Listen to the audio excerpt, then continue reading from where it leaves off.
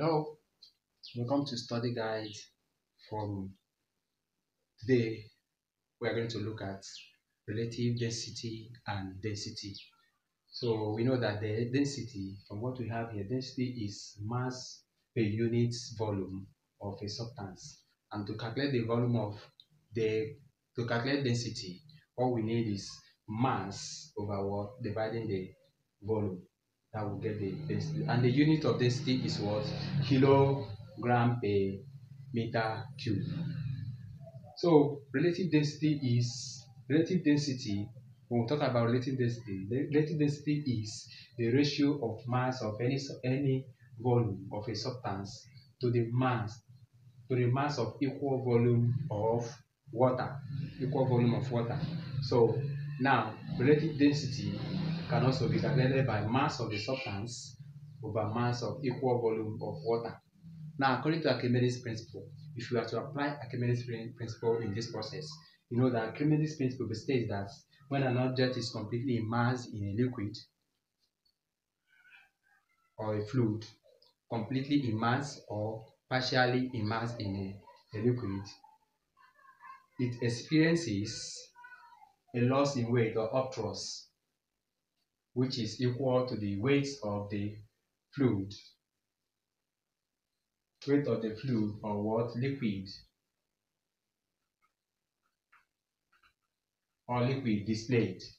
So with this, we can also calculate the relative density by using weight in air over apparent loss in weight in water or the upthrust. So with this now, we can also do the same thing. So in this case now, we are going to look at some simple arithmetic calculation that involve this, so that we'll be able to know how to apply some of these things.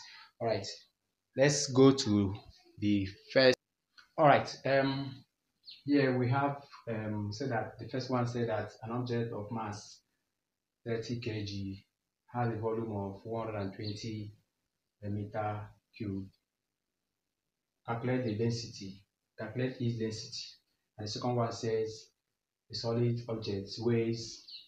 Okay, let's just quickly do the first one, then we'll go over to the second one.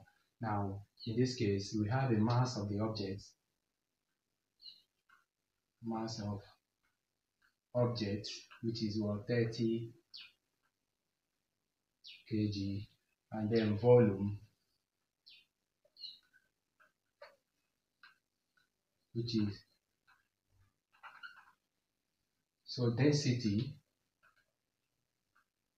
is equal to 30 over 1. That will give us 1 and 4, approximately 0.25 as for the density of the object. So we go over to the second one. The second one said that a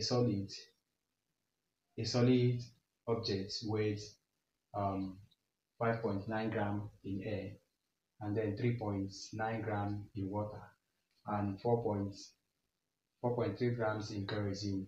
Calculate the relative density of the object and that of kerosene. So in this case now, we know the mass of the object in air.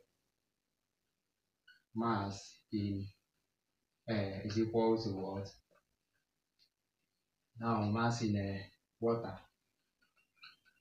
Mass in water is equal to 3.9 grams. And then mass in air, we have what is that? 3 gram. 4.3 grams. So the relative density of the object would then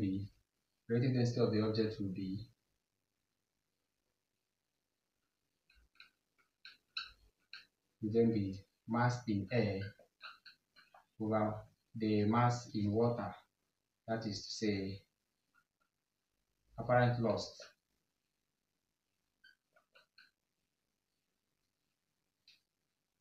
So what we have here should be 5.9.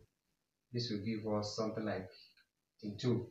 So when we divide through, we will have a 2.955, and now we note that relative density does not have any unit, so that's why we leave it like this, because it's a ratio comparing two similar quantities. So since it's a ratio comparing two similar quantities, it does not have any unit, because the units, let's say we're talking about, we added this here, this grams will cancel each other, so the unit will go off. So the next one, we're going to solve the relative density of the kerosene.